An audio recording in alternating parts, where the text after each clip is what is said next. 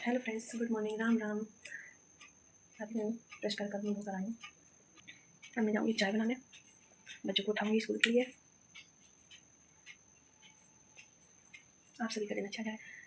दोस्तों प्लीज़ मुझे भी सपोर्ट कीजिए। मेरे सब्सक्राइबर्स नहीं बढ़ रहे हैं। मैं नई हूँ, लेकिन सपोर्ट कीजिए। डर लग रहा है कि कहीं मैंने गलती तो नहीं कर दी इस प्लेटफॉर्म पर आकर। मुझे ऐसा महसूस मत कराइए। आप तो मेरा सपोर्ट करेंगे तभी तो मैं आगे बढ़ पाऊँगी।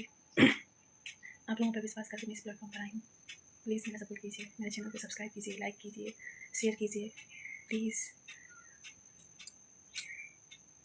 हेलो फ्रेंड्स, मैं आपको यहाँ के बाहर का नज़ारा दिखाती हूँ। ये देखिए, बारिश हो रही है बहुत। 4 दिन हो गए हैं। 4 दिन से लगातार बारिश हो रही है। ये दादा जी फूल तोड़ने आए हैं उनके घर में, सामने वालों के घर में। बारिश में तो सबके घरों में काई लग जाती है। ये देखिए फ्रेंड्स, 4 दिन से लगातार बारिश हो रही है।